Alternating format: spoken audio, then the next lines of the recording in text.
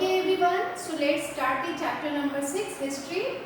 And in this chapter, towns, traders and craft person, we had studied administrative centers, temple towns and pilgrimage centers, and a network of small towns. And also about traders, and in traders we had studied what kind of traders in medieval India, big traders, small traders, and crafts in town. And also we had studied one town that was Hampi. तो इन towns में हमने हम्पी को पढ़ लिया था. अभी हमारे पास दो टाउन हैं, that is Masulipatnam and Surat. So class आज हम पढ़ेंगे a gateway to the west, Surat के बारे में.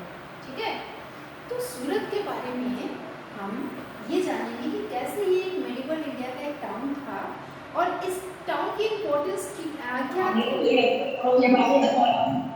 ठीक है, तो ये जो सूरत है a gateway to the west, ठीक है, ये क्या था, एक गेटवे था वेस्ट की तरफ, मतलब वेस्ट एशिया की तरफ. अब वेस्ट एशिया कैसे है, एक बार जरा पहले Surat everyone just mute your mic. Class 8 class 7 देखो बेटा, मैप में एक बार सूरत की लोकेशन देखो. ये आपका सूरत है, ठीक है, और ये आप देखते हो ये आपका क्या है, ये जो बे ऑफ, जिसको कहते हैं हम लोग खंबात, बे ऑफ कैम्बे, खंबात की खाड़ी, ये गुजरात में. ठीक है, ये Arabian sea. Everyone just mute your mic class.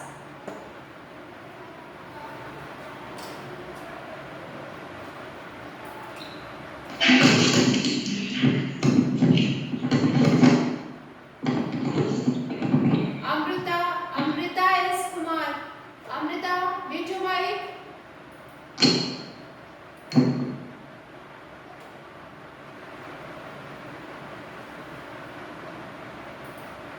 Okay, तो सूरत की देखो, सूरत की जो लोकेशन है ये बे ऑफ कैम्बे है, खंबात की खाड़ी, ठीक है, अरेबियन सी है, तो ये पोर्ट था. अब यहाँ से देखो कि ये जो, अब क्योंकि ये वेस्ट इंडिया में है तो यहाँ से लोग जो है वो ट्रैवल के लिए इधर से वेस्ट एशिया से ईरान, इराक, अफ्रीकन कंट्रीज जो थे, अरब देश के जो लोग थे वो आते थे ट्रेडिंग के लिए सूरत में. ठीक है, अब हमें सूरत में इसकी दूसरी इम्पोर्टेंस क्या है, पहले हम उसको समझ लेते हैं. अब देखो, सूरत में, Surat in Gujarat was the emporium. Emporium क्या होता है, a place where goods from diverse production centre are bought and sold. Surat जो था वो क्या था, एम्पोरियम था. कहाँ का emporium, of western trade. Western trade का मतलब क्या हुआ कि वेस्ट एशिया से आने वाले, वेस्ट एशिया कंट्री से आने वाले जितने भी देश थे, जो गल्फ ऑफ अर्मूज यानी कि जो ईरान में है, वहाँ से, वहाँ की खाड़ी से, वाटर एरिया से, वाटर रूट से वो आते थे और सूरत का जो पोर्ट था उस जगह पे आते थे. सूरत अपना जो है वो क्या है, along with the Cambay, Cambay मतलब खंबात की जो खाड़ी है, ठीक है, तो उस जगह से वो लोग पानी के रास्ते से गुल्फ ऑफ अर्मूज वहाँ से होते हुए वो सूरत के पोर्ट तक आते थे. ठीक है, Surat was the gateway for trade. और सूरत जो था, पहले तो एक वर्ड आया एम्पोरियम.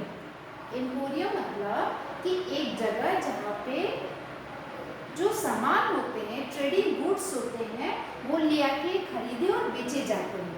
तो सूरत क्या था, Surat was the emporium, emporium of western trade during the Mughal period. अब जो सामान यहाँ पे खरीदा और बेचा जाता था वो तो ठीक है, पर वो सामान वो वहाँ पे लोग आते कैसे थे, विद दी कैम्बे, क्योंकि वो जो लोकेशन थी सूरत की वो खंबात की खाड़ी, गुजरात के किनारे है, समुद्री पोर्ट है वो किनारे का.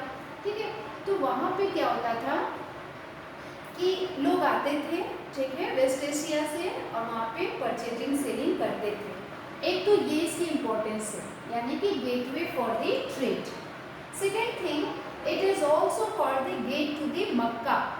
अब सूरत जो था मक्का जाने का भी रास्ता था. ठीक है, मक्का आपका उधर जो है, ठीक है, मक्का आपका सऊदी अरब, ईरान, इराक, वो वाला जो पूरा एरिया है, वहाँ पे ईरान में आपका मक्का है.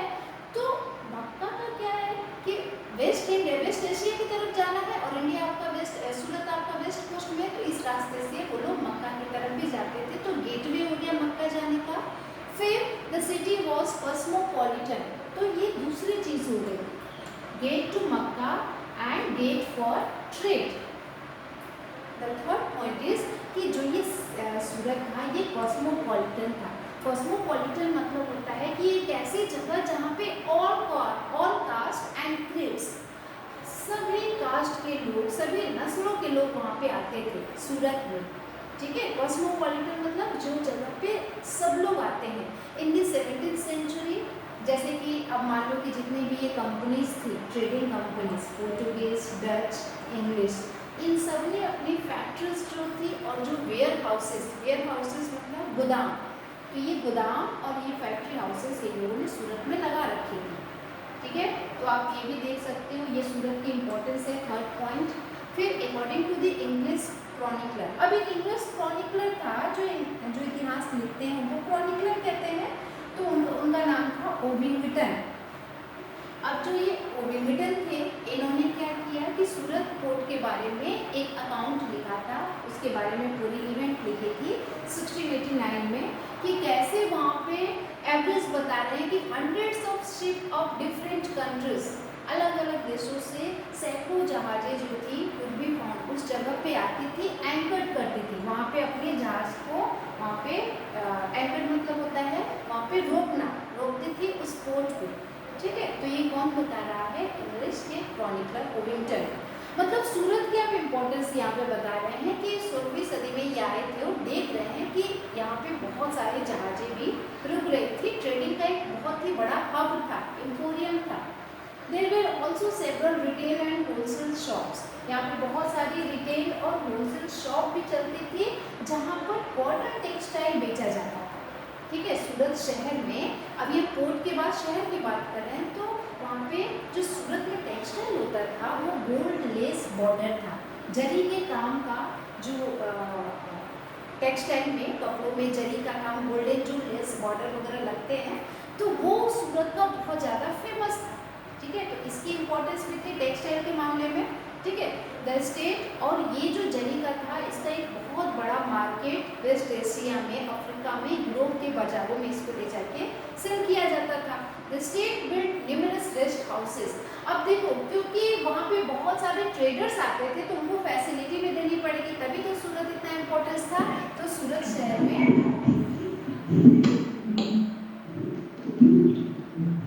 जो स्टेट है, जो सूरत शहर में बहुत सारे रेस्ट हाउसेस बनी थी, जिससे जो लोग यहाँ पे ट्रेडिंग करने आते हैं उनकी नीड्स को ध्यान में रख करके रेस्ट हाउसेस बनी थी। बहुत सारे यहाँ पे बिल्डिंग्स और पार्क वगैरह भी बने थे जिससे ट्रेडर्स को कोई प्रॉब्लम ना हो, ठीक है। अब एक चीज जो मोस्ट इम्पॉर्टेंट है दैट इज दिस लाइन, इस लाइन को समझो, this is the important line. The Kathiawar seth और mahajan had huge banking houses at Surat. अब देखो कि क्या उस समय भी SBI और ICICI बैंक थे, जो मेडिवल इंडिया की हम बात कर रहे हैं, नहीं थे। तो गुजरात में जो काठियावाड़ सेठ होते थे और वहाँ के जो महाजन होते थे, ये लोग क्या करते थे, इन लोग का ह्यूज बैंकिंग हाउसेस था।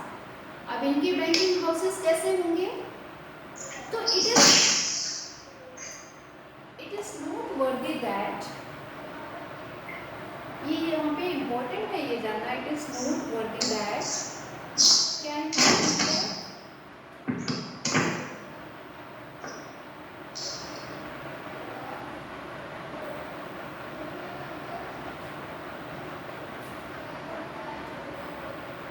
ठीक है। तो यहाँ पर इम्पोर्टेंट क्या है ये जानना कि जो काठियावाड़ सेठ हैं इनकी क्या प्रॉब्लम है। तो यहाँ पे प्रॉब्लम नहीं है ये, बल्कि फैसिलिटीज दे रहे हैं, ये बैंकिंग हाउसेस रन कर रहे हैं। और उस बैंकिंग हाउसेस में अब क्वेश्चन ये कि ये कैसे बैंकिंग हाउसेस चला रहे हैं, तो एक कॉन्सेप्ट आता है हुंडी का। तो सूरत में क्या होता था ना, सूरत की जो हुंडी होती थी वहाँ पर दूसरे देशों में, दुनिया के दूसरे देशों में उसका बहुत ज़्यादा उसकी बहुत ज़्यादा वैल्यू थी। अब देखो ये हुंडी क्या होती है, जैसे कि मान लो कि आपको चाहिए, आप इंडिया में ट्रेडिंग करते हो या बाहर से ट्रेडिंग करके आ रहे हो, ठीक है। या मान लो कि कोई अरब का मर्चेंट है, वो इंडिया में आया और यहाँ पे ट्रेडिंग किया, 1 लाख 2 लाख जितना भी कमा लिया। जब वो कमा के जाता है तो वो अपना सारा पैसा क्या करता है, कैश लेके डायरेक्ट नहीं जा रहा है, वो इन महाजन्स को, इन काठियावाड़ सेठ को ले जाके वो दे दे रहा है और बदले में उसकी जगह पे एक कागज़, एक नोट मिलती है उन मर्चेंट्स को और उस पर लिखा होता है कि हाँ इन्होंने मेरे पास इतने रुपए जमा किए हैं। तो उस पर काठियावाड़ सेठ का नाम भी लिखा होता है और कितनी अमाउंट जमा होती है वो भी लिखा होता है। तो इसी को कहा जाता है हुंडीज। तो जो जितने भी ट्रेडर्स आते थे तो वो क्या करते थे कि वो बैंकिंग हाउसेस, जैसे कि हम लोग क्या करते हैं, हम लोग अपना पैसा बैंक में ले जाके जमा कर देते हैं ना, और जमा कर देते हैं, या फिर हम एक चेकबुक ले लेते हैं। चेकबुक में हमें बहुत ज़्यादा कैश रखने की जरूरत नहीं पड़ती, हम जाते हैं उसको इशू करा देते हैं, ठीक है, तो हमें बहुत सारा पैसा मिल जाता है।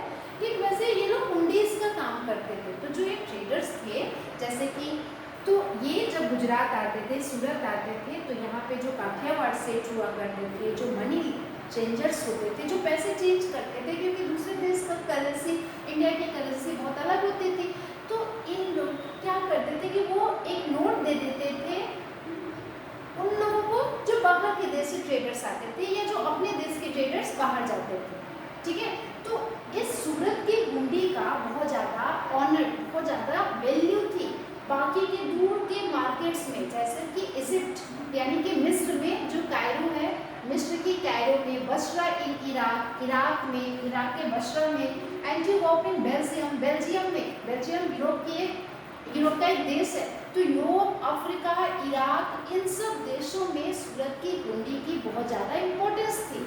तो ये हो गया ओवरऑल सूरत के इम्पोर्टेंस के बारे में, ठीक है। However Surat began to decline, लेकिन धीरे धीरे सूरत डिक्लाइन होने लगा। क्यों? 17वीं सेंचुरी के आते आते बहुत सारे फैक्टर्स है, because of the loss of market and productivity. Surat की प्रोडक्टिविटी और मार्केट खत्म होने लगी। क्यों? क्योंकि मुगल अंपायर का डिक्लाइन, मुगल अंपायर जो है because of the decline of the Mughal empire. अब क्वेश्चन यहाँ पे ये है कि जो मुगल अंपायर है वो डिक्लाइन कैसे होने लगा? तो मुगल अंपायर आपको पता ही है कि औरंगजेब जो था वो सबसे लास्ट पावरफुल था, ठीक है। तो औरंगजेब की डिक्लाइन होने से क्या होता है, मुगल अंपायर जो था, ये जो सूरत शहर था वो भी धीरे धीरे उसकी इम्पोर्टेंस जो है वो खत्म होने लगी, ठीक है। तो इससे पता चल रहा है कि जो मुगल एम्पायर्स थे वो प्रोटेक्शन भी देते थे अपने राज्य को, क्योंकि पूरा अंपायर इनके ही तो अंडर में था उस समय, ठीक है। तो सूरत की इम्पोर्टेंस जो थी वो कम होने लगी धीरे धीरे। Last just